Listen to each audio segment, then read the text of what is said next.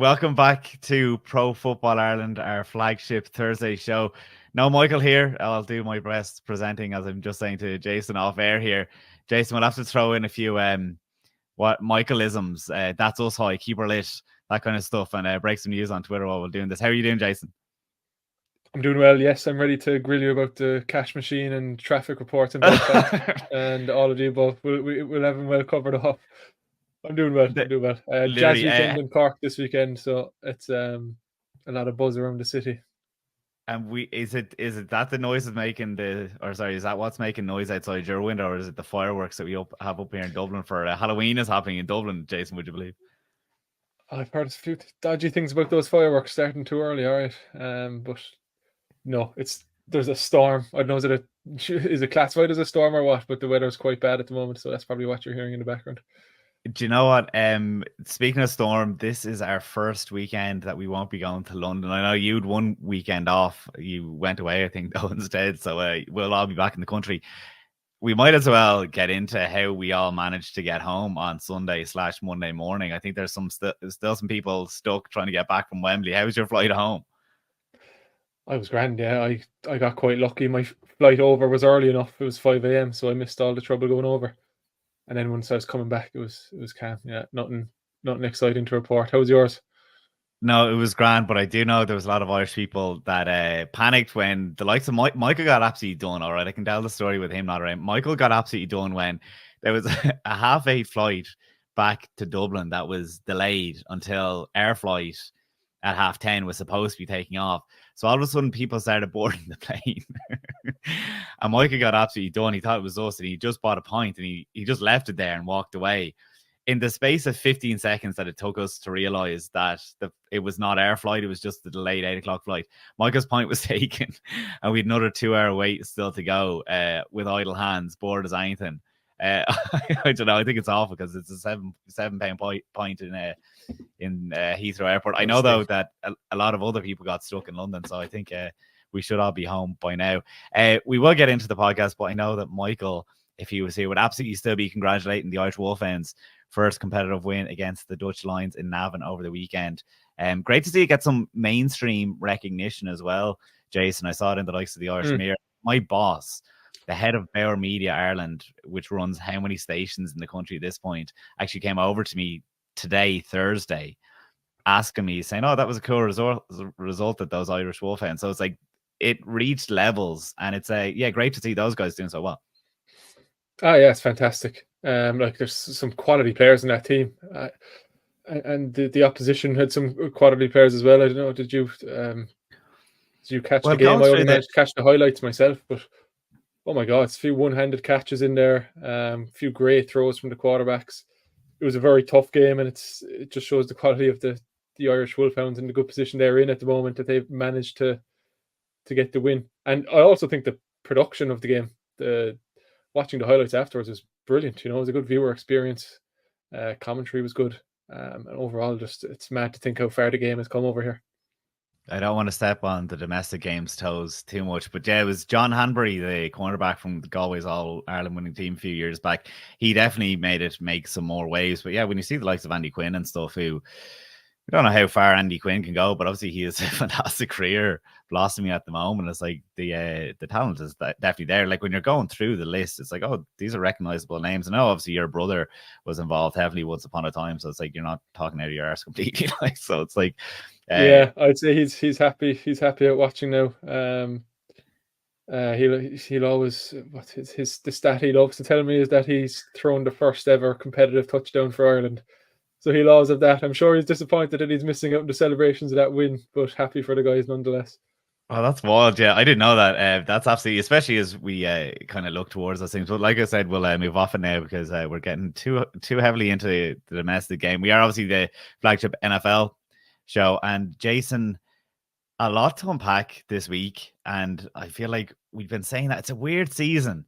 It's a weird season. We're going to get to a few topics. We're going to obviously talk about the wide receivers, but at the moment, so I felt like we weren't being dealt with as harsh of injuries this year. Maybe that's because like your star Joe Burrows and stuff weren't going down. Obviously, Tua went down, but again, when it's concussion and seemingly was week to week, but the injury bug seems to be biting, I think, now at the moment. Maybe again, it's not your superstar guys. Obviously, we've lost Aidan Hutchinson, who was obviously leading the defensive player of the year race. But we're going to look at some of the, whether through injury or otherwise, how the quarterback landscape is changing now. I just mentioned too, I'll talk about him in a minute, but we'll briefly say, yeah, Deshaun Watson is gone, and it'll be quarterback number 39 since 1999 for the Cleveland Browns. That's 9 ahead of the Chicago Bears in the same amount of time, which just shows it's a whole horrible quarterback cycle, worst case scenario quarterback cycle away in the lead. But I mean, I don't think too many people are disappointed, but we might be able to talk about the Cleveland Browns again, because they're so toxic to talk about as they go kind of towards the first overall pick again. But Russell Wilson is in for the Pittsburgh Steelers. What do you make of him? I don't want to, get carried away, but he did have a very strong start. It wasn't like he did anything dramatic or spectacular. We saw a couple of his trademark moon balls. So it's good to see him hitting on a couple of deep balls and getting that element of his game back. If you watch through the film, it's not like he excelled in areas that where he has question marks. The talk the last couple of years has been, can he stand in a pocket and read through a defense and make tough throws? He didn't really have to do that in this game. It was a lot of one-on-one receivers beating their man, and Russell delivering the ball accurately, which is a quarterback's job. So he did everything he needed to do in this game. There'll be tougher challenges out there, and we'll be keen to see how he keeps going. But for now, I think it was a gamble for Mike Tomlin to put him in there in the first place. And it was actually interesting seeing him field questions about why he decided to make the change. It wasn't a case of him saying, I think Russell Wilson is a better quarterback for us, or Russell Wilson gives us a better chance to win. He basically said, and he was open about it, that it's a bit of an experiment at the moment, and he has two good quarterbacks on his roster. He's seen what Justin Fields can deliver, and now he wants to see what Russell Wilson can deliver. And he said, and I quote, he's not trying to win games, but he's trying to win a world championship. So they've had that good start. The AFC as a whole looks weaker this year than people would have expected. So he's basically allowed himself a bit of a cushion to run this sort of experiment. And, it's worth chancing. Maybe Russell Wilson does give us a better chance to win, even though Justin Fields has done a very good job to this point. So just not a dynamic I think we've seen before. But based on this last weekend's play, I think it's Wilson's job to lose at this point, and he's a matchup against the Giants now this weekend. So fantastic opportunity to build on that and perhaps cement his position as the starting quarterback. They're lacking, obviously, some of the things that Justin Fields can do on the ground. But if they can keep the deep passing game and do what Russell was doing last Sunday, if they can keep that element going, then I think it's a sacrifice they're willing to make on offense.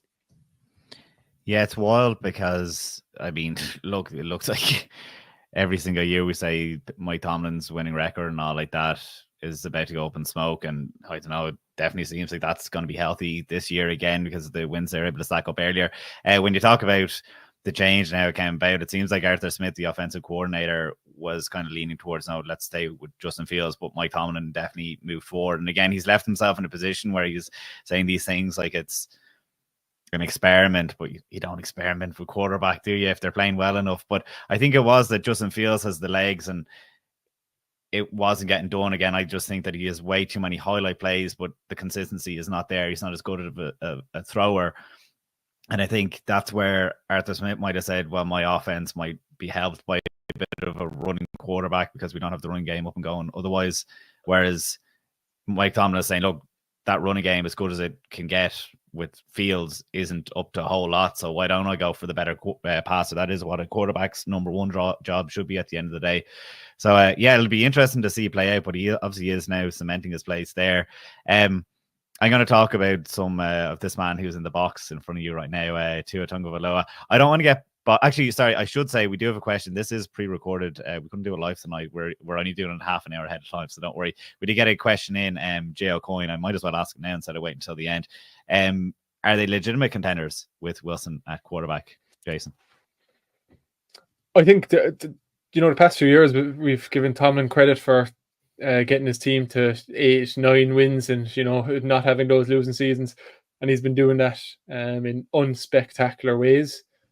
I don't think that's the case this year. I think the team does look better. Defense is playing very good.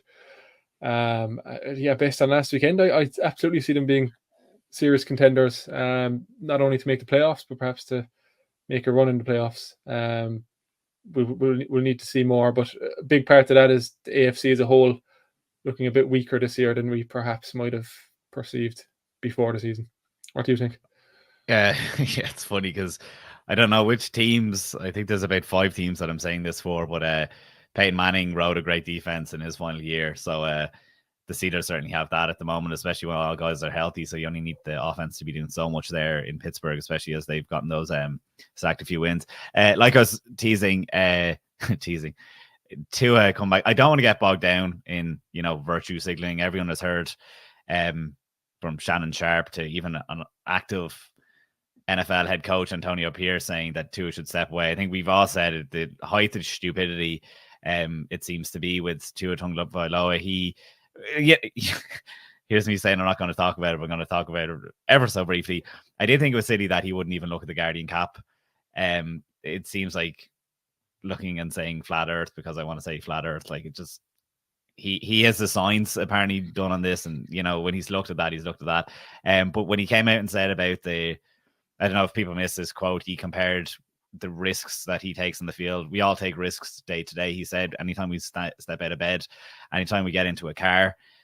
Tua Tagovailoa has played in 33 games in the last 2 years, has had 3 concussions. If I got into a car and 1 in every 11 times I was going to be in a crash, I wouldn't get into a car again. So if you want to look at those numbers, we'll look at them all day long.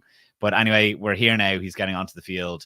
Hopefully we can park this, and hopefully we never see him getting. It was what do you think of the not just what he said, but that interview was kind of strange. He was very. I think it's all strange, and that's why I don't want to get into it because we'll get so bagged.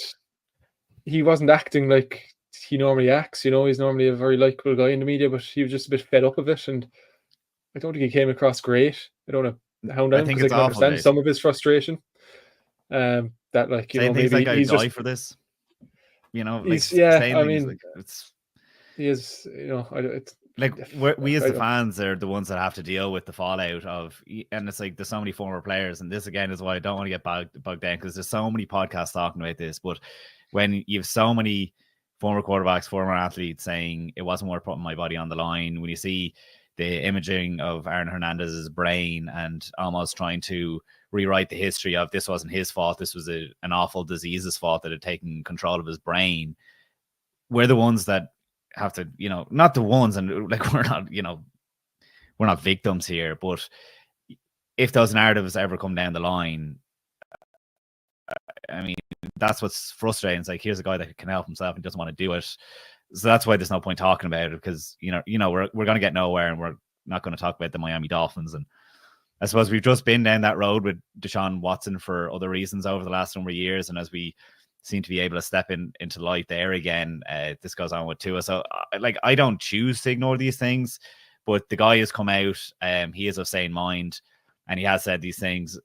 A lot of people watched the Vince McMahon documentary recently, and concussions were all talked about there, and how wrestlers like The Undertaker didn't want to bow down to not taking chairs to the head, and they realized, and now they look back and say that was absolutely ridiculous what we were doing 20 years ago. Maybe there'll be an epiphany somewhere in Tua's life. It's not going to happen now, but I suppose as we look to him getting back onto the field, what's happened in his absence: 1-3, the team's gone 29th in passing yards, 40 total points against teams like the Patriots, Colts, and Titans. This was supposed to be one of the most explosive offenses in the NFL, and it just hasn't had a chance to do so. Tyler Huntley has been in for the last 3 games. He's not been great outside the numbers, which as a result has meant Tyreek Hill, who obviously had put up all those yards last year, was acting kind of more like a decoy. His first target last weekend was in the 3rd quarter. It was on a deep ball, and it literally, Tyreek Hill looks around being like, where is the ball? Where has it been delivered to me? the first catch then he had was towards the end of the game. It was a 3-yard flat route in the middle of the field. You know, you have to be putting this guy outside the numbers. That's where he's going to do his damage. You think that's bad? Jaylen Waddle also he's healthy. Like, we haven't been hearing his name. He's healthy. He had something extremely similar. His 2 targets again came in the fourth quarter last weekend, again in the middle of the field. The offense just has not been able to operate at that level with these quarterbacks in there. So you're hoping the advantages of Tua are more accurate, better understanding, opens up the whole offense. Those highlight plays hopefully will then be able to come back as they get more balanced. They're able to do the run game, even though I don't think he'll ever be able to run the ball again, and teams are going to know that as well. He's going to have to get the ball out of there, because if he goes try and pick up first downs, it's ridiculous. But it was obviously the storyline in the playoffs, the abuse he took for weak arm strength. But at the end of the day, we're going to see his worth in this offense now. If it's able to click, it will be like for whatever weaknesses he has in the cold and this offense has in the cold. You know, surely they'll be able to, if he's able to get it back on track, that's a positive note in the Tua storyline. Yeah, and Tyreek Hill is a happy man this week. I don't know if you've seen a couple of clips in his interviews, but he is absolutely buzzing to have his quarterback back, and he's undoubtedly going to make them better, because they have struggled these last few weeks. It's a period in their schedule where they would have hoped to maybe go 4-0 if they were to look at schedule preseason. So to go 1-3 in those last 4 games without Tua is a disaster, because they didn't start the season looking too strongly either when Tua was there. You know, they maybe harsh to call it a lucky win, but they just scraped by the Jaguars in week 1, and they were getting beaten fairly handily by the Bills in week 2. Yeah, interesting to see how it goes. I've also found interesting how it's just kind of the nature of the NFL, but how fast people turn on a guy like Mike McDaniel, because he's been the subject of some criticism now these last few weeks as well. He'll be relieved to see Tua coming back. Obviously a strange situation for him, having to just oversee this whole scandal.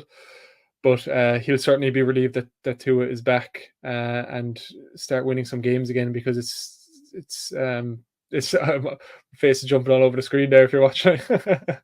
Oh my God, I've ruined it. Oh, have we got it back? I don't even know. Close. But yeah, we have figured out if you're watching on YouTube, Michael is not here, and I've been tasked with controlling our graphics. I was trying to get a nice one of of your face there, Jason. It's a good nice promo, but all I did was end up interrupting your train of thought. No worries. Yeah, look, all I'm saying, Mike McDaniel, he's a relief man, because with the criticism he's getting, it's not long before you go from a coach of the year to your job being on the line, and that's certainly what it's felt like for the Dolphins these last few weeks. I'll ask you about their opponent on the weekend, but they do have teams like the Raiders, Patriots, the Browns, and the Jets twice. They do have the likes then of the Bills, Packers, Texans, 49ers too. So it is a real mixed bag who they have left. But the Arizona Cardinals, 2.5-point underdogs against Miami this week. I mean, it makes sense based on last year, but again, Tua hasn't been announced. It's pretty obvious here on Thursday evening that he is going to be it. I don't know. Do you think that's a harsh, or do you think that's a fair reflection of the Cardinals that they're going to go in underdogs against a guy who hasn't played in 5 weeks? Oh, it's Cardinals are tough. The odds makers are having a tough time picking the spread for Cardinals games at the moment. I think Justin Herbert threw for 370, with Will Dissly being his main target against the Cardinals. So that kind of sums up where their pass defense is right now. So I'll give a spoiler. My headache players of the week are Tyreek Hill and Jaylen Waddle, because the Cardinals defensive backs are having a very tough time in man coverage. So I do think it's a good game for Tua to come back, because that defense isn't great as we well know. But this, in terms of the spread, tough one to call. Miami are home, so maybe they're just getting the East Coast favoritism in that case. Yeah, I wonder, was it almost done? Well, no, he had to miss the 4 games, but I think they were licking their chops thinking, yeah, the Cardinals. Yeah, hard one to pick. We won't go down the Cardinals too hard, actually. I don't think they feature too heavily in the tonight's show, surprisingly. But yeah, looking ahead, we're going to actually look at some of those wide receivers, but I suppose I have to kind of pause this a little bit. We stumbled into, we were in Wembley the other day talking about, I don't know, were we giving ourselves some love which we don't like to do. Hey, as you brush your shoulder, were we kind of brushing our own shoulders there the other day, Jason? Some predictions have come right for us, or maybe headache is going well for us this year. So I don't like that you're saying that those boys are going to be years later on. But I think when we linked the wide receiver trades, I know I had said Amari Cooper to the Bills. Did you say DeAndre Hopkins to the Chiefs? I did. Yeah. Thanks for bringing that up, Mark. Yeah. There we go. We might as well talk about it. Your reasoning. Yeah, there you go. I wanted to give you public praise for that. What did you think when you saw the move? Obviously, you broke it down for us so well a couple of weeks ago, but we're not going to feature this specifically, but we might as well bring it up. Good move. Do you think he still has the gas and all? I think he still has good football left in the tank for sure. The style of receiver he is, it doesn't matter if he loses a step or two. What the Chiefs really need right now is a receiver who can find space, particularly against zone coverage. And that's what DeAndre Hopkins is built for. He was drafted back in 2012, I want to say. So he's been in the league 12 years now. He's clearly been one of the best receivers in the league across that time. Is the experience to be able to pick apart a defense, particularly in zone coverage right now. And of course, they're lacking Marquise Brown and Rashee Rice are the two big losses for the Chiefs. They needed to go get someone. They have a chance at history. I keep saying it. I feel like I've said it every week, but how often are you going to have a chance to go for 3 Super Bowls in a row and go down in the NFL history books? And it might never be matched. So they had to go all in. And I'm glad they have gone all in because it's a move that instantly makes the offense better. They were starting to find their feet the last couple of weeks anyway on offense. Maybe a bit of a struggle against the 49ers last week, but no, I'm delighted to see it. Just as a neutral fan, it's going to be fun to watch. I'm sure there's a lot of competitor fans in the AFC who aren't too happy with the move. Yeah, he's aging as well. Like, when you say all in, his salary must be something to do with it. It was a 5th round pick that become a 4th. Like, it's not breaking the bank to get this guy. That'd be some bit of a focus on your offense. When you look at Mahomes this year, obviously the receivers haven't played well, and as a result, the best quarterback in the NFL at the moment can't play well. He's had an interception each game. Not thrown a touchdown since week 4. Not thrown multiple touchdowns since week 3. His lowest passer rating ever. That obviously doesn't help out Travis Kelce. This time last year, he was sitting at 525 yards. As it stands now, he has half that. Xavier Worthy, the wide receiver with the most yards, has under 200. So they definitely needed the help. Interestingly, Jason, Hopkins goes to a quarterback that has the same interception to touchdown ratio, 6-8, which is kind of wild when you compare the Titans offense to the Kansas City Chiefs. But I don't know, I certainly wouldn't appreciate this if I'm Tennessee. There's a quote today from DeAndre Hopkins saying he hasn't played meaningful football since the 8-0 start in Arizona. That was back in 2012. And it's like, he's just completely writing off his time in Tennessee, which, I mean, if you're a Titans fan, it's soft in the wounds. He made his bed. Like, he chose them in free agency, so I don't think he can have any complaints. Yeah, that's my feelings on it too, especially as he's bigging up the likes of Treylon Burks all off season, and you're like, oh well, we give some credit. But as we look forward, obviously we've touched on the wide receivers now, but I wonder, will there be a trade? This is not how we've teed up this segment, but I wonder, will one of these big wide receiver injuries lead to a trade? And we'll get around to it kind of, I suppose, towards the end of the segment. But I'm going to talk about Chris Godwin in a minute. Fair play to Michael. He did not know what we were going to talk about. He's Brandon Aiyuk here. I presume you want to talk about a Brandon Aiyuk, Jason. Yeah, I talked about the 49ers last week, so it makes sense for me to pick this one up. Aiyuk is down, gruesome injury, and he's out for the season, unfortunately. So it will be interesting to see how the 49ers offense can proceed without him. They do have good options. It's if you look at them on paper right now, they're still in a healthy position. Juwan Jennings is their leading receiver on the year, which not many people would have expected that, but he's over 400 yards ahead of both Debo and Aiyuk at the time of his injury. Ricky Pearsall, first round pick, he's back. Great to see him back, by the way. He had a limited impact in the last game, but he's learning on the fly right now. Obviously, he's across the playbook. He's had plenty of time to get across that. But as Kyle Shanahan said, these receivers can't exactly learn what they're doing until they're out there on the field. So last week he was meant to have a very limited route tree. That injury elevated that, and he was basically going with the flow on the field with teammates next to him telling him where to run. So good to see Ricky Pearsall. We'll see how much he progresses. Kyle Shanahan isn't really known for playing rookies too early in their career, but it's out of necessity now. Deebo Samuel was in hospital for a couple of days with pneumonia. Jennings, who I mentioned, had a hip injury. George Kittle has a foot injury. So it's a very banged up receiving core as a whole right now. None of them are ruled out against Dallas this weekend. You know, there could be a scenario where all these guys can line up and play.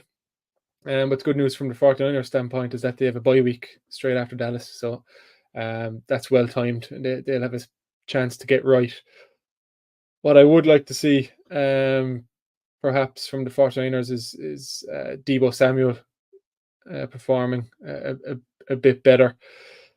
He's the third receiver at the moment in terms of stats, and normally he's known for his rushing production, but he's only 50 yards through 6 games. And it's not for lack of trying either. It's 2.7 yards per carry. So he has been getting carries. It's just not been having the same success. I'm sure the lack of Christian McCaffrey as well, and the diversity that he brings and the attention that he draws on defense is having an effect there. So that's the obvious X factor that I was going to get to. Will McCaffrey come back? And if so, when? Because once he's back, I think that will be a more than a good substitution on the Niners standpoint. They've lost Ayuk, but McCaffrey is the real player that will make that offense tick. So it's a lot of moving parts right now. That we'll have a clearer picture of where the 49ers are, I think, after this bye week. But if you look at those 4 guys on paper, Jennings, Pearsall, Deebo Samuel, and George Kittle, who's still playing some fantastic football, I think they're still in good shape, and they shouldn't struggle. Not with Kyle Shanahan calling the plays. Yeah, I think it's a bit fickle, a bit like Mike McDaniels, that the offense hasn't been there, and it's because, and it's something I've said for years, and I know I've said on the podcast already this year, Christian McCaffrey going is like, it all takes a step back, that it was all working so in tandem since the moment that he was traded to them, and not really a moment sooner. It's like, yeah, Brandon Ayuk wasn't playing his best, but he wasn't playing his best because the offense wasn't able to work at its best because Christian McCaffrey wasn't there. So it's like, yeah, they've been dealt another blow, because I feel like, yeah, if you plug Christian McCaffrey in, Brandon Ayuk's season would have turned around. I didn't watch enough Ricky Pearsall in college. I can only go with what's online, but it's like, yeah, even you talking to him there, he could be a headache of your week, because there is, like you said, a way that he could be the number 1 wide receiver this weekend, which, I mean, that's obviously worst case scenario, because you have to have some form of variation. You have to have, obviously, Deebo, the gadget guy, run the more shallow routes, because, yeah, talk about shallow, that offense without Brandon Ayuk, that's exactly what it's just become, a lot more shallow. So, yeah, there's a lot to unpack there, but it's definitely worrying. You certainly can't fear the 49ers as much as you would have done other years, just as it stands right now. But I mean, I stand to be corrected. They could turn it all around. The Tampa Bay Buccaneers in a wide open NFC South have lost 2 guys themselves now. Mike Evans is going to be missing, I think I saw, until at least week 12, even though they haven't put him on IR. It looks like they could, or maybe they won't. Maybe it'll be a 3-week injury.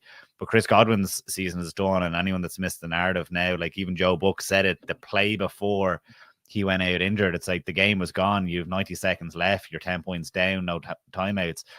There comes a time where you pull your starters because you don't want someone to get injured, and then, you know, Chris Godwin goes and mangles his ankle. It's devastating for them. Like I said, a wide open NFC South. It's kind of, I have to say, it's kind of a bit of a, like, we thought that they were going to lose Mike Evans, just through age. In the last couple of years, even Chris Godwin after the Super Bowl, they're like, well, they pushed in, they'd won their Super Bowl, will Chris Godwin go somewhere else, and they're able to re-sign him after he did his ACL and everything. So I suppose why I'm kind of pointing that out is they've been riding with this plan year in, year out. They've just been keeping not just the wide receivers, they've been keeping everyone together since the Super Bowl as much as they can. They're a bit like the new Saints. It's like, how is this roster not gone all across, been spread all across the landscape. And part of that has been that Baker Mayfield is obviously on the cheaper contract, so they're able to absorb the likes of Tristan Wirfs contract, and we'll see how that goes next year. Chris Godwin will be a free agent again next year, which is just funny how those things work out. But when you're stuck with these two guys, Godwin was leading the NFL was number 2 in yards. And then Mike Evans was joint top of touchdowns scored. It's like, yeah, those guys absolutely were the focus of your offense. They've had a really good run game this year. 3-pronged attack, loads of guys there able to rush it on the ground. But equally, the two, because of Godwin and because of Evans, that's completely opened up the offense to the point that a lot of those running backs are getting yards out of the backfield. Now that you're not focusing on them anymore, that's just the whole offense has to take some form of regression, because you're able to focus on those running backs and the element of surprise will no longer be there. The highest the highest pass catcher is Cade Otton, the tight end. But when you talk about just pure wide receivers, those guys, especially that are going to be outside the numbers, Sterling Shepard has the most remaining yards of a wide receiver at 93. But Trey Palmer and Jalen McMillan are there too. So it's like you've just wiped out the wide receiving game. So it's like, yeah, you're going to be relying on your tight end and running, unless you're literally going to line up your running backs in the slot and stuff like that. I think it's a very worrying place. So when I started this and said, are we going to predict anything? A lot says that other teams will go after Cooper Kupp, who's clearly now a trade piece. The Chiefs basically were able to break that themselves, because the story came out after they went and got DeAndre Hopkins that they had been in conversation. I don't know, was it them or was it one of their beat writers, or someone basically had the quote saying that it was just that the salary was just too high for them to trade for Cooper Kupp. And I'm like, that's insane. But now that we know he's a trade piece, it's like he has, and this may be news to some people, maybe it's not to others, but the offensive coordinator, Liam Cohen, for the Tampa Bay Buccaneers came over this year from the LA Rams. Obviously, there's a history there. He's seen the LA Rams offense go through for years. Cooper Kupp.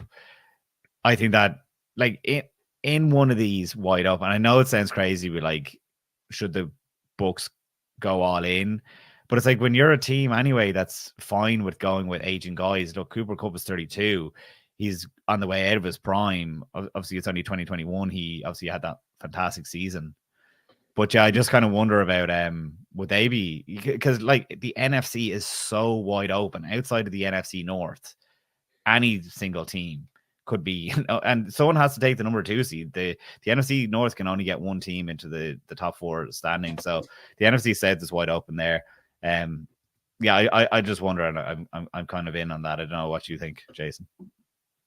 Are you at all surprised that with those rumors and the fact that the Rams do seem to be up for shopping around Cooper Kupp? 2-4. There's a lot of teams out there 2-4 that are still fighting hard to get their seasons back on track. And if they get rid of a guy like Kupp, it's kind of signals that they're waving the white flag.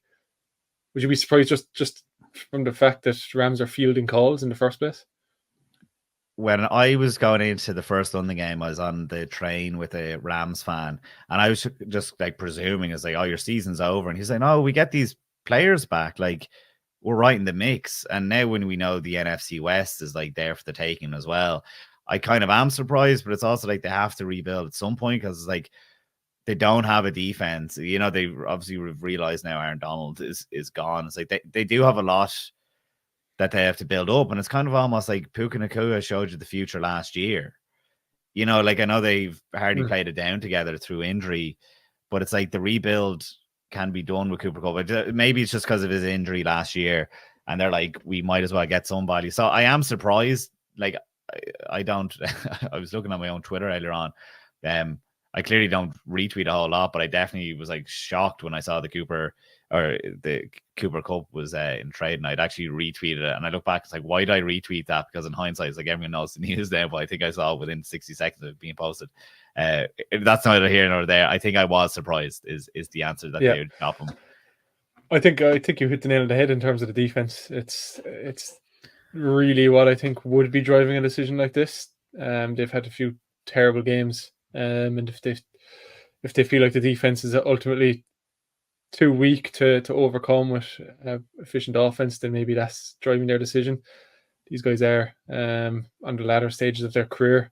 There's even rumors which have been denied about Stafford being a potential trade candidate as well.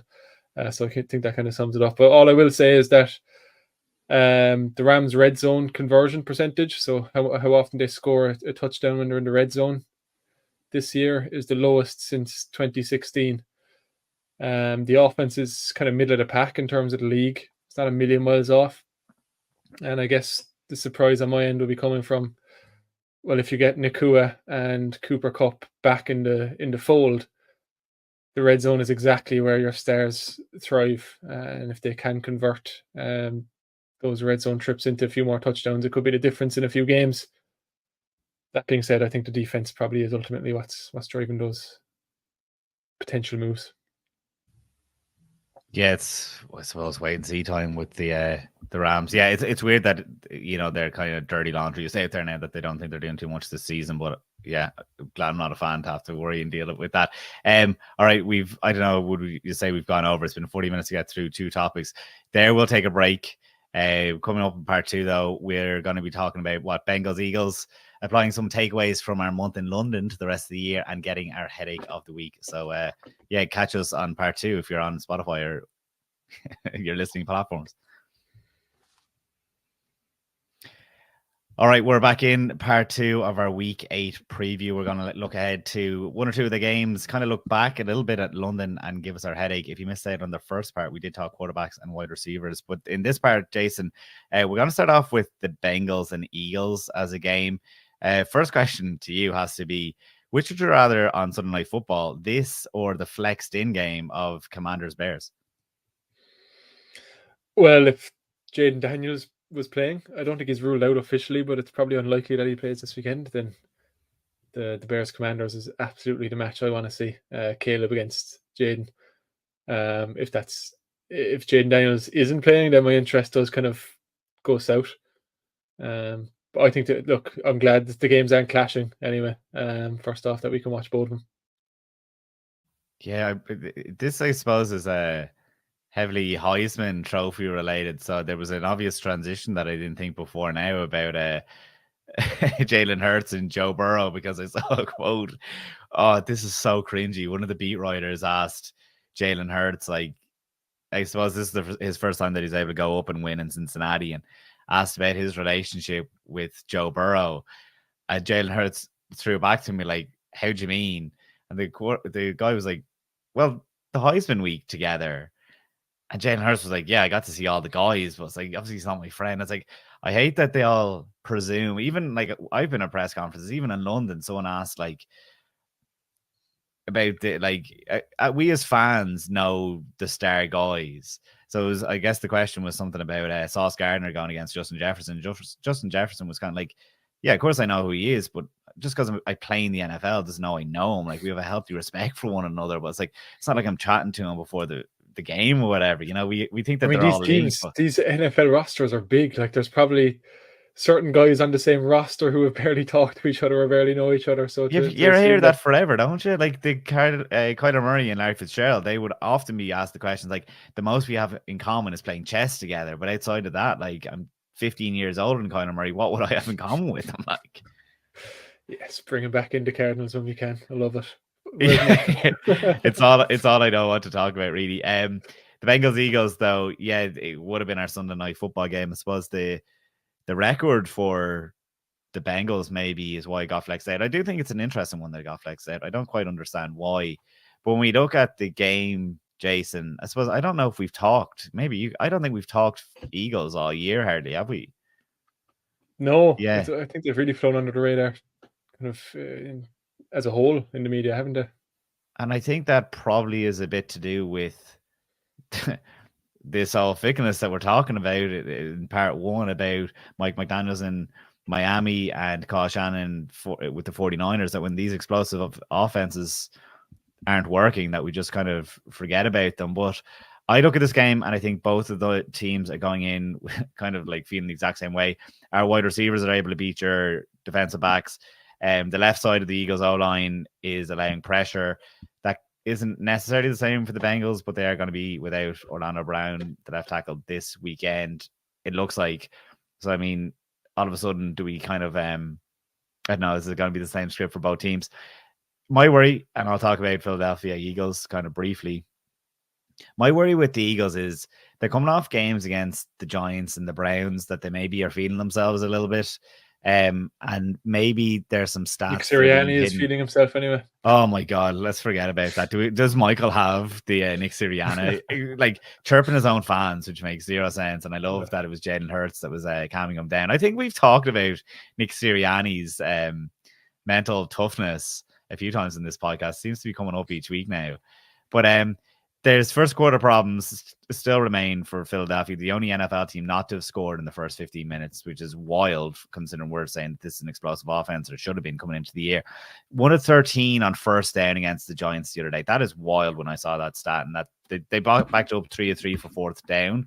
But against those good teams, you don't survive. Now, you might against the Cincinnati Bengals defense again, but yeah, you kind of just wonder, are they, maybe it's because AJ Brown is back now. I hope that this is going to be his fourth game back. He's healthy.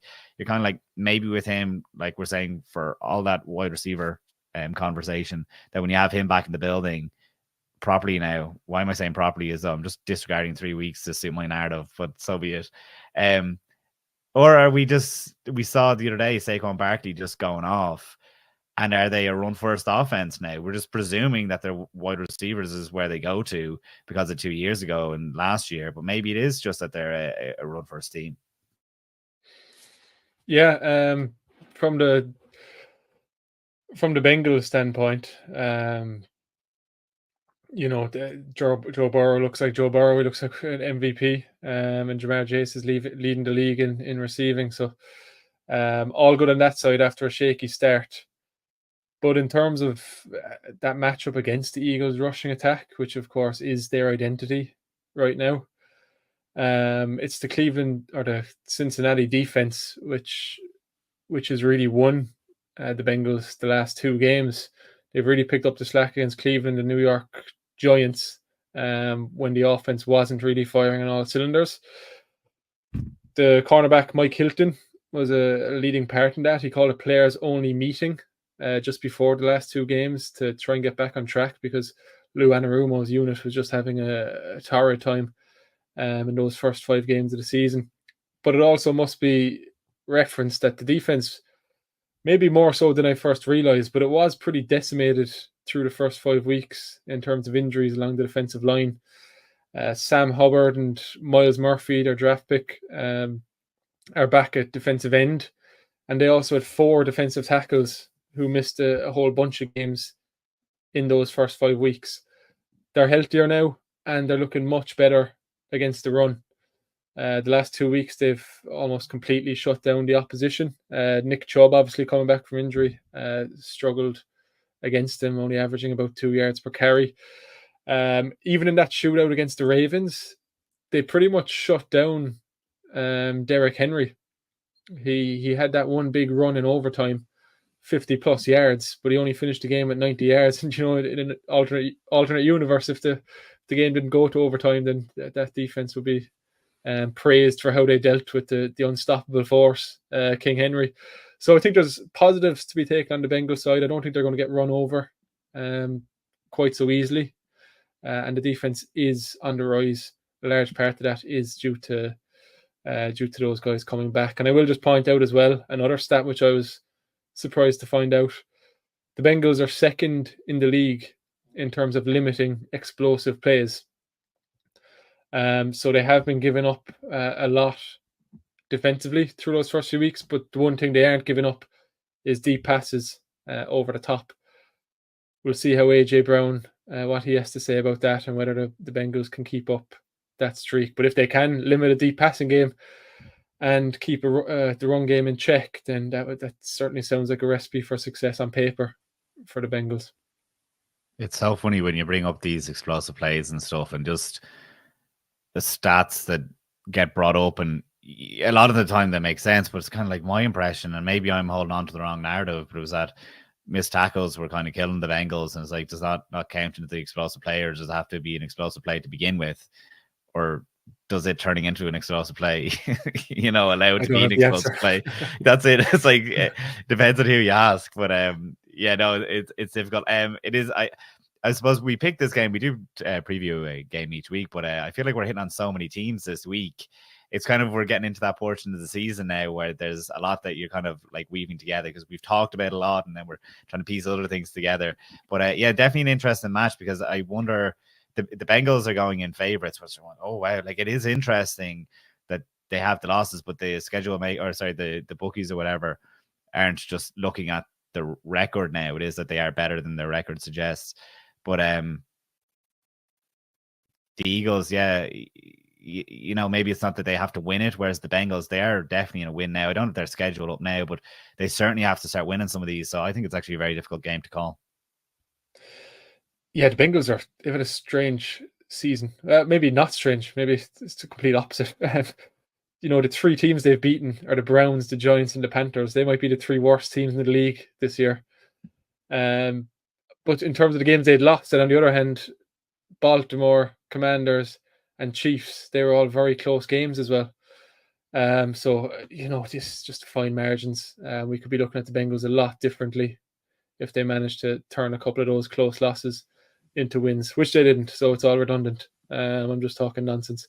Oh my God, but I was going to say the complete other thing, but like, oh, thanks, Jason, for showing that you are more than just your record. And then you go and say something like that. I was like, oh, forget I was going to say anything at all. Ifs and maybes. Looking forward to that one. It is nice, though. We do have that extra hour. Games are starting at 5 o'clock this weekend instead of the usual 6 o'clock. So it wouldn't have been a bad Sunday night football to stay up to, but they brought it forward an extra 6 hours for us anyway. So yeah, be able to watch that. As we go forward, though, we're not completely phoning it in. We are going to look one more. Oh, fire away, please. Fire away. That I'll be looking out for in this game. We have twins lining up against each other. I don't know if you know. Sidney Brown, a safety for the Eagles, and Chase Brown, running back for the Bengals. They're twins. Completely flew under my radar. So we might see Sidney tackle his twin brother in this game. So that's something I'll be looking out for. That'd be a cool storyline. Jeez, and me, the twin over here, and I thought you'd be all over that one. That's wild. Yeah, we I'll put it into our twin group chat. Sorry for that. No, but we will. We're not completing as we move on for that. We are not completely phoning in. We are going to talk a bit of London now, but it's not so much just our own personal takeaways. We were, obviously clued in extremely well to these games because obviously it's live and in the flesh, and you're not looking away. But some of your takeaways, Jason, from. Obviously, we've spent the best part of a month over going to games. Saw clearly some playoff contenders in the Vikings and the Bears. Got to at least see a Jags win. We saw the Patriots there, of course, too. I don't know why I feel the need to bring this up now. I'm missing the Germany game, which is the Giants and Panthers, which maybe you wouldn't say that we're going to get a lot of takeaways from. But I did see that Machine Gun Kelly is the halftime show. I am a Machine Gun Kelly fan. I didn't think I would be until I stuck on his music during a gym session over COVID, and I was like, Jesus, this is class. It gets us so pumped. Are you a Machine Gun Kelly fan, Jason? And are you sad to be missing him in Germany? I can't say. I don't know if that music isn't. I don't even know if I'd recognize the song. So it's kind of funny that the.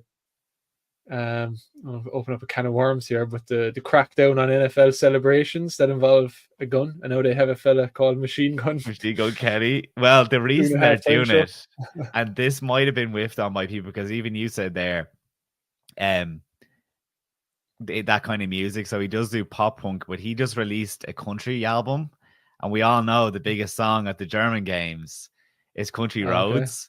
So he's sampled that, kind of remixed it. On his latest one with Jelly Roll. It has the same vibe to it. So it's obviously they're planning on doing something there. There's going to be a big social media moment when you have Machine Gun Kelly come out to sing a song with all those, 60,000 German fans. That was not lost on me. It would have been lost on a lot of people who were like, what is going on here? All the comments were like, we've already given them the Giants and the Panthers. Why are we making them so for even more? I, on the other hand, was like, That's cool. I wish I was there. But no, it's looking forward. We're looking back to look forward and looking at some of our. I suppose I'll start off with one, Jason. I don't even know which one I'm going to start with, but I suppose I'll go with the chemistry is an issue on the New York Jets offense. And that's a bit harsh to say it's on the New York Jets offense, but I think I said it coming out of the game on a podcast Michael and I did in the car. Is that even true? Yeah, you were at the game, but you had already taken off to say with your friend. We were doing the podcast in the car, and that was just leaving the game. That was my big takeaway, being like, we know that Allen Lazard was in the building there already. We know since, and really because of that London game, they went and got Davante Adams. Garrett Wilson was a guy who, going into last year, I said it's going to be a hands down all-pro, first wide receiver I want in my fantasy draft. And lo and behold, obviously, Rodgers gets injured, and I was waiting to see it happen this year instead. He's not looking like the same guy at all, Garrett Wilson. And except for we saw him do it with a weaker quarterback, we'd be like, this guy's a first-round bust because he's, don't get me wrong, like we see him in the superstar level, or certainly I see Garrett Wilson in the superstar level. And I still think he's extremely talented, but I don't think he meshes with Aaron Rodgers, whose fault that is. It does not matter to us, and there's no point figuring that out. I'm not trying to slam or diss any of the guys, but I see it in London, and then I'm watching back over the weekend in the Jets game, and it's like there's a third down early, 11 yards to pick up. Garrett Wilson is not strong enough to beat his man, and as a result, the ball is way overthrown. An interception before halftime. Rodgers hesitates. It is not an intentional pump fake. It's like he clearly hesitates. And as a result, it's a yard behind Garrett Wilson and is intercepted. There's a screenplay before the half. It goes to Garrett Wilson, play blown up straight away. And the body language you see in the camera is, the huffing and puffing out of Aaron Rodgers afterwards. Like, this play hasn't worked. We've just lost yards. And they get the ball back then. And another interception is thrown. This time it goes in and out of the hands of Garrett Wilson. And it's like, oh, Jesus, like, he's under pressure now. It's like if we make mistakes in front of our boss, even though we can be trying our absolute hardest. There was another play that he was targeted, and it's on a scramble play, granted, and he has to do the toe drag squag to get it down. He ultimately doesn't because it goes out, but he's just trying so hard to impress Aaron Rodgers. And that's why I think Aaron Rodgers wants to have his Davante Adams, and he has his Allen Lazard as his safety blanket. There's this kind of guy, personality, what have you, that Aaron Rodgers likes. I don't think, and maybe it's this age thing that we've just talked about, that Garrett Wilson cannot seem to get on the same page as Aaron Rodgers. So what should have been a match made in heaven, I'm seriously having reservations about, because anytime you watch a game, like the in and out of the hands, like, that's inexplicable for a guy that we've such a high ceiling on as Garrett Wilson. And then the body language when that ball is being, that almost pick six is being run back, and Aaron Rodgers obviously knows he's not making a tackle, but it was the same kind of body language that I felt in London, that it's like he is willing to throw Aaron Rodgers. And this is a massive statement. Don't read too much into it, but that he's willing to throw everyone under the bus, just sell them high and dry, when he doesn't like a guy almost. And it's like his body language said, no, that one's on you, Garrett. I'm not even tracking back and pretending that one wasn't on you. So that's something that I've taken away. What about you? Yeah, just on that, I think the Rodgers recovering from injury and his very limited input in the off season, that was a crucial chance to try and get in the same page as Garrett Wilson, and they missed out.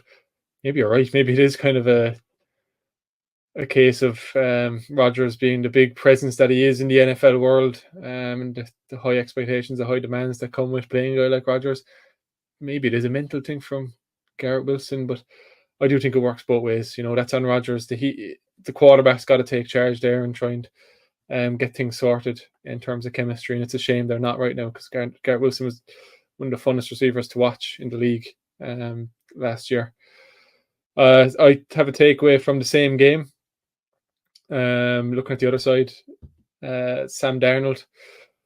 And my take is that Sam Darnold will prove to be the demise of the Vikings season this year.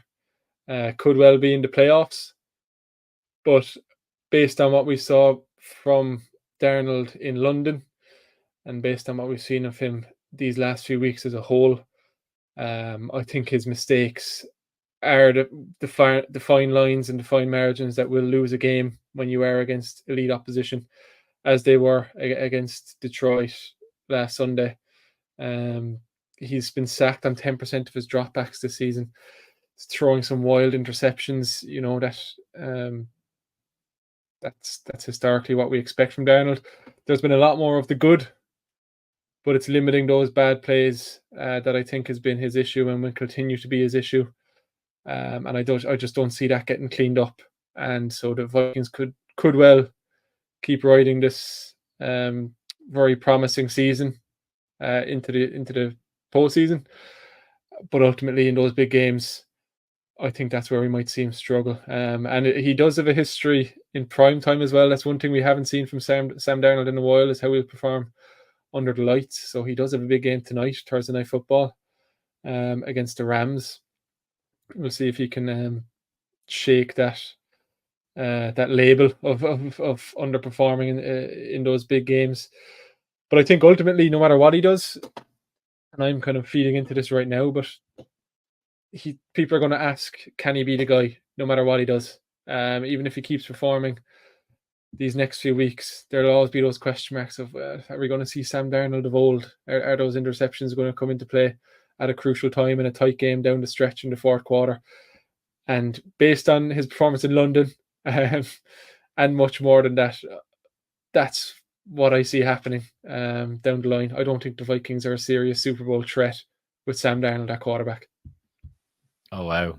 Clip that one up, Michael. When you get it. No, I think that when it comes to Sam Darnold, I hope this works out for you, because I was happy enough with Sam Darnold. Like I always wanted to see him in a functioning offense, and I've seen enough now that I'm like, yeah, I feel like I was kind of right in my take that he was all right or whatever. So you can have this one.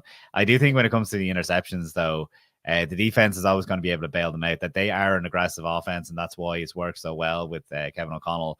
That I mentioned a few weeks ago, even in situations in fourth quarters where they should be perhaps running the ball, they still continue to take big shots because that's what they want to do, and they really want to establish that for weeks going forward. So that encourages Sam Darnold to maybe loft up a few balls that are going to be picked off. But I think that they have such faith in the ball going back to the other offense that the defense will be able to bail them out when he does throw those interceptions. So I wonder if would that change your mind enough, the defense, when you consider that versus Darnold? Look, the defense is great. I love watching the defense. Brian Flores is a very exciting coordinator. If you just look through the list of Super Bowl winning quarterbacks, and you will not see a guy like Sam Darnold there. You'll have to go back many years to see that. Is this Vikings defense good? Absolutely. But they aren't historically good. They're not a Legion of Boom. They're not a Broncos defense from 2015. They aren't that elite caliber. I know I'm being harsh, but I just don't see it from Sam Darnold. I think these mistakes are going to catch up with him sooner or later. It's funny, as you finish up there, I was kind of like, I'm looking around on this screen. Again, this is not live. We're literally we're going like 15 minutes. We're too tight. It's not going to be out at 9 o'clock, obviously, now. But I'm like, I should just switch the go live button, because I actually don't understand why we didn't do it live, because we're still doing the podcast as normal. It's just that we started recording 45 minutes before we'd usually go live. But I don't know. So be Michael doesn't trust us not to swear, I suppose. But I am like, and even now it's like, here I am going through absolute filler, just like blabbing about when I know we have to get some points, and we are going to take some questions that we got in on social media earlier.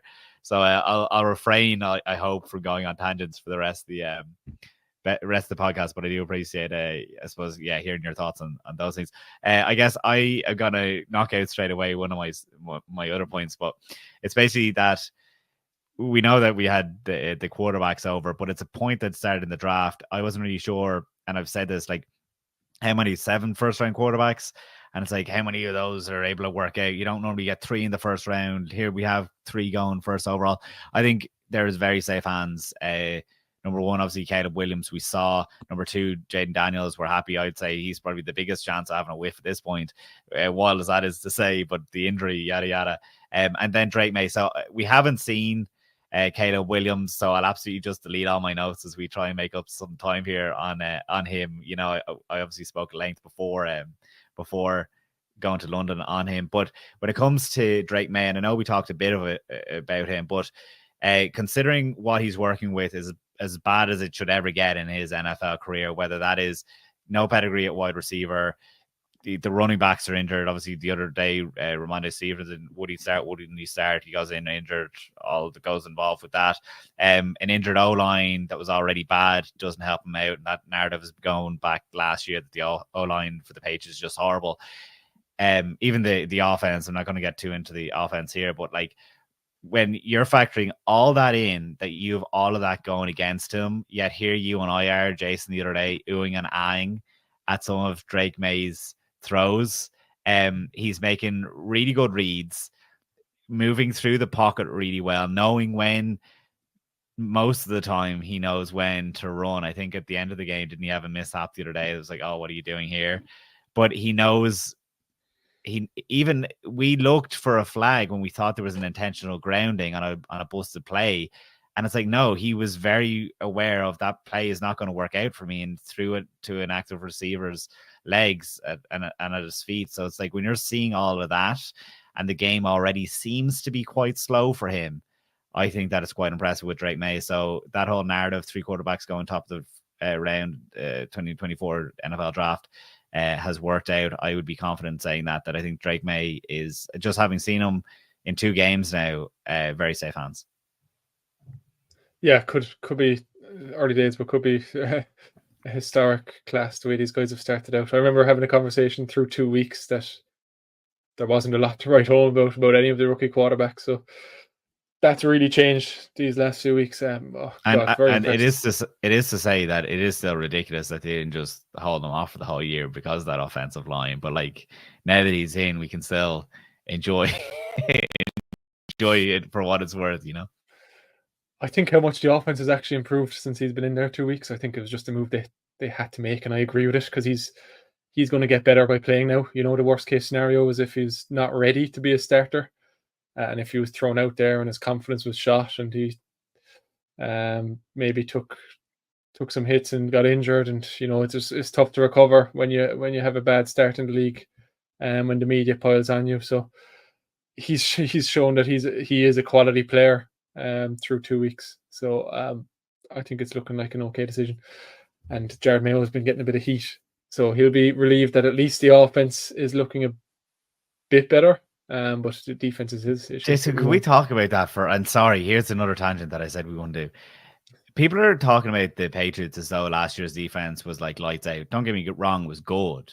But it's like, it's not like he's been dealt with a massive hand to be with. So it's like, do we need to pump the brakes a bit on Jared Mayo as he uses? Don't get me wrong, I'm not saying that he's a world beater either. But you know, the defense, like, there's a lot of work to do in New England. And the other day showed that up too, like that a poor Jags defense or offense was able to take advantage. Is that the line that you're going to go down, or were you about to dump on Jared Mayo? Part of the reason for that was, you know, people were listing the players that they have coming back. Christian Gonzalez headed up that list, so we did think as a collective media and fans that he was going to build on what the defense showed last year, but they have regressed, and you probably wouldn't expect them to regress from the position they were last year. And oh my God, I'm having a great time watching Bill Belichick these last couple of weeks. He's just absolutely not holding back. You know, Jared Mayo, how long was Jared Mayo under Belichick on his staff or as a player? He's not taking it easy on his guy. Maybe it's an effort to not be perceived as biased when discussing a guy he's clearly, you would think, would be close with, or maybe it's a bit of spite against Robert Kraft. I don't know, but it's fun to watch. I'm having a great time. In the offseason, I was kind of against this Jared Mayo hire from the beginning, to be honest. So you probably, just from a pure biased standpoint from myself, you probably won't see me backing him up too much because I didn't think he was the right hire at the time. I don't fully expect him to be the guy in New England, mainly because I'm not going to repeat the points I made before, but internal hires as a head coach on a team that's in a bad place, it's never worked historically in the league. So I just didn't see it working this time, and it's not so far. Not that I'm happy about it. I'm like, here we are, like, don't get me wrong. I hope people are enjoying the podcast. I do think that we've made a massive leap this year in terms of the content that we're bringing. And it's like, as we go down each one of these tangents, I'm kind of like, well, why didn't we just save it for next week? Because we're down a man here. And so suddenly the podcast is going to be as long, if not longer, than any other podcast that we've done throughout the years. It's like, God forbid Michael was here. I know that if Michael was here, he'd certainly be asking why you or I did not present Jared Mayo with a Mayo jersey. That was the social bit that he wanted us to get over the weekend. I don't know who was paying for the Mayo jersey. Oh my God, as I say, Mayo jersey. We did finish off the final round of our jersey game, but Jason, we were using someone's phone who was part of the media setup with us the other day. Their phone did not capture the sound. It was not to do with microphones. The microphones were completely charged. So we have most of the videos. We have all the quarterfinals. I can tell you that Waterford, Longford, Mayo, and Armagh progressed to the final. Spoiler, that video will be made at some point, but I'm in New Orleans in a couple of weeks' time. We're just going to have to re-record it there. And spoiler for the people that were loyal enough to listen to this hour, Mayo did win. Mayo did win the competition if you're just to go with London, but that social video will never see the light of day, unfortunately. So the Jared Mayo should have been presented with the Mayo jersey. Have you any other takeaways, Jason, before we get some questions? No, just another great series in London. And what stood out to me, I've been to London many times now since the international series came back to London. And what's standing out to me the past couple of years is maybe it doesn't feel like as big a deal as it used to in terms of the fanfare. And, I remember Regent Street and all that used to be shut down, and there used to be a parade on the Saturday, and you'd catch the likes of Kevin Cadle strolling around, and you'd have a chat with these guys and team owners doing speeches and all this. There's not as much of that, but I'm okay with it personally, because it's it's just part of the routine now. We have games in London. It's 3 games in London. It's part of the schedule. There's no point in bigging it up too much anymore. I think it's actually probably the greatest compliment you could pay to the international games is that this is just seen as any other game and any other week. And if chatting to the fans outside, British fans, a lot of Jags fans, which is good to see them embracing the new quote unquote home team for London. And yeah, it's just like chatting to a fan who might be off to see Fulham or just going to a soccer game at the weekend. It's just a thing they're used to now and they expect, and it's great. I actually like that about it. The only problem is, and I know Jacksonville sometimes struggles to get their home fans filling up the stadium there, but a fan did come to me with querying why the Jacksonville Jaguars Duval chant saw some boos, and it's like, no, it just sounds like a boo, like boo. I was like, that's their problem. It's your best Jay Lawrence impression right there. Hey, no doubt about it, great guy Jay. But yeah, no, it is kind of like you say, and I'm so glad you made the point, because I didn't have to rein you in. But like Michael's going to cut that part about like you dumping on London there for a second. It's like, no, it is fine that they don't make as big of a deal about it. Yeah, it helps us in Dublin at some point when we're going to get all the flowers. But yeah, it is part of the schedule. We can somewhat take it for granted. I know that's a shocking thing to say for all the people that weren't able to get tickets yet again this year, because it's so difficult to secure those for people. But it's like, yeah. So that's wrapping up London for another year. Jeez, I completely forgot we have to do a headache. I completely forgot we had to do a headache. I was clicking through these little slides that Michael has. Do you want to run through? You did tease earlier on Tyreek Hill and Jalen Waddle, Jason. Yeah, look, I had Hill and Waddle because of the struggles the Cardinals had against containing Jalen Reagor and Will Dissly last week against the Chargers. I'll throw an old bonus one in there. TJ Watt of the Pittsburgh Steelers is lining up against the Giants this week. And TJ Watt hasn't had a sack in 2 whole weeks. That's not something we see often. So I think he's going to come out with a vengeance in that game. That's my headache. There's no point me doing my headache because I was very aware that I was after, not mistakenly, I knew going in that I'd pick the Thursday night game, which I absolutely hate doing. But I was like, we've talked through every single other team, it seems, on this podcast. And I completely whiffed on Ricky Pearsall. I meant to look at him, but I only remember when you mentioned his name. I mentioned Matt Stafford. Look, if you're listening to this on Friday, I'm sorry. Let's see how this one worked out. Matthew Stafford, the Ram, obviously he doesn't have the weapons. Cooper Kupp, it looks like he's not even playing. This is like, what, 3 hours before the game's going to be on. Rams' worst pass blocking unit versus the Vikings, and this is something that I wanted to highlight. The versatility that they have. 3 guys in the top 13 in sacks. That is awkward wording, but when those of them are tied at 9. So Van Ginkel has 4, Jonathan Greenyard and Pat Jones out of 4 sacks. Pressure's coming from everywhere. You don't know who's blitzing. It's just almost to sum up that point that when we're talking about the Vikings defense, no one knows where the pass rush is coming from. So when you're talking about Matthew Stafford tonight, that's gonna be scary. So sorry that was Thursday Night Football related. Let's see how that one goes out. Our headaches have been going well. Jason, we're going to get to some questions, but as we begin to wrap up, I will mention the UK and Irish Packers party is November 17th in Ger Mahon's, Dublin, Ireland. I see on this, Jason, because Michael sent me this as we record this, that there's details of a live podcast from 5 o'clock. We have not been, you or I have not been asked to do this podcast. I wonder, is it us? It might not necessarily be us, but it might be us doing it. Green Bay themed food and drink available. Maybe you could look up as I do this who they're playing, because I don't know who they're playing on November 17th, Jason. But if you're getting tickets are very limited. They're free and available at Linktree /NFL Ireland. That obviously Linktree is LINKTOR.ee/NFL Ireland. Playing the Bears. Oh, that is a nice game for them to get. I know that was in the work before even the Bears were as hot as they are now. But if you're getting one of the tickets, I would just say this. I've not been told to say this, but I will say this. If you're taking a ticket, they are free. We don't want to be charging people. This is done in association with the UK and Irish Packers group. But please just take one if you're going to go, because it's frustrating for everyone involved when the tickets go and then people sit on the fence and say, oh, the weather's not good. It might have prevented someone else from being there. And then the atmosphere takes a drop and all of a sudden we're down 20 people who said they were going to be there. And it's like, greedily, I'll say I want as many people in that room as we can, because I love talking to the different people that we've never met before and stuff. So if you're getting a ticket, please make sure you show up. That's just my 2 cents on it.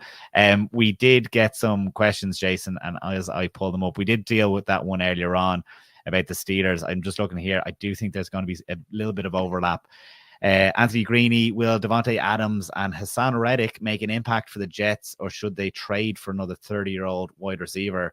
I think there has been a bit of overlap there. If it's going to be a 30-year-old wide receiver, it's going to have to be Randall Cobb, because I do think it's so important that Aaron Rodgers has the chemistry with them. I don't think it can just be anyone. He's like, if you have too much of a personality, even we've mentioned Brandon Ayuk earlier on. If it's Brandon Ayuk and you have notions about holding out for contracts and stuff, I don't know if he wants that, but maybe he's hinting at Cooper Kupp there. I said this to Michael recently. The Jets are going to have to look at a quarterback in the next draft. Like, people don't realize that like a completely new era is only around the corner, because Aaron Rodgers' contract is only going to be so long. So it is still an all-in year. Like, 1 year the all-inness was wiped out with the injury last year. It is an all-in year still. That's why you got rid of the head coach. So would you rule them out from being in the market if the money and all it makes sense? No, I think that they have to go for it, because if they start to whiff on quarterbacks when they do start to draft them, you never know how close you're going to be in this window again. Randall Cobb. What age is he? 43, probably. What's Jordy Nelson up to these days? What is he? Greg Jennings, let's just get the band back together.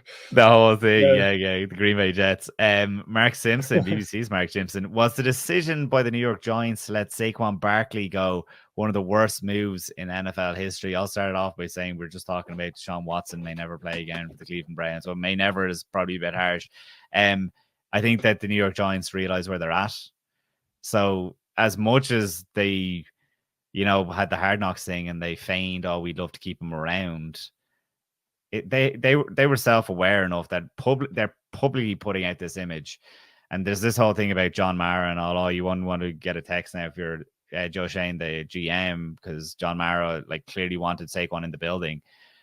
But you know, they weren't going to win a Super Bowl this year. I do think Daniel Jones probably been playing better than people give him credit for. But like, what's the point paying Saquon Barkley millions to just sit there for the next 2 or 3 years and just running into the ground? Like, at the end of the day, there's a bit of self-awareness, I think. So I actually don't think it was bad that they let him go. Jason, what do you think? Yeah. I'd agree. I mean, the probably sour taste in their mouth is that they didn't get anything for it. You know, like the Panthers might have got for Christian McCaffrey a couple of years ago. But that's just not the way it worked out. You know, it was a year-long franchise tag, I believe, that they had him under, and it didn't make sense to resign him. It's for Saquon's own benefit as well. He's with a team that can contend now, and his production has soared. So best for all parties that they parted ways when they did, I think. I promise I'll let you answer Paul Sullivan's question before I jump in and give my 2 cents when yours is more worthy. Drake May is obviously going to be the face of the NFL, but who is the most underrated quarterback? Most underrated? Yeah, I kind of saw this question a while ago and I was thinking about it. Tough to say, because a lot of the guys you might say are underrated do get the feedback or do get the praise that they deserve, because everyone says they're underrated. You know, if everyone's saying someone's underrated, are they actually underrated? I'm talking about guys like Geno Smith or Baker Mayfield's obviously having a great year.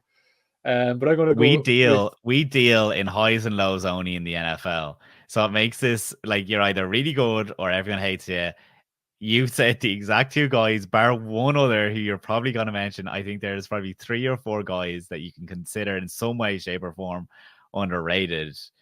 Should we do it on the count of 3 and see? No, the lag is not going to work out for us. My answer is going to be different to yours. Okay. No, go for it. You tell me. You tell me who you're going with. So I tried to think of it from a perspective that, okay, you can't be underrated if everyone's saying you're underrated. And the guy I came out with was Lamar Jackson, which might sound ridiculous, but he is just ridiculous. So I wouldn't have gone for something so ridiculous myself after. He's having such a good season. He's such a good player. And I feel like he, even despite having a couple of MVPs to his name, he still isn't the first, second, third guy most people mention. You know, you'll still see people mention Josh Allen or Joe Burrow, maybe. Obviously, Patrick Mahomes.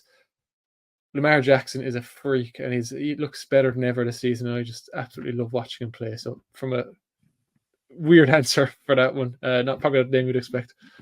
No, do you know what? I think you can absolutely get away with Lamar Jackson. If you had said, and you could have applied those exact same sentences after the name Patrick Mahomes, and that's when you're caught out like, oh, come on, give me a break, man. It's like they don't need any bulletin board material anymore. I was actually going to say Jared Goff, and I say Jared Goff because to this day, still no one fears him. When you're playing the Lions, like, oh, he works so perfectly in the offense that he's never given the credit. He never will be given the credit.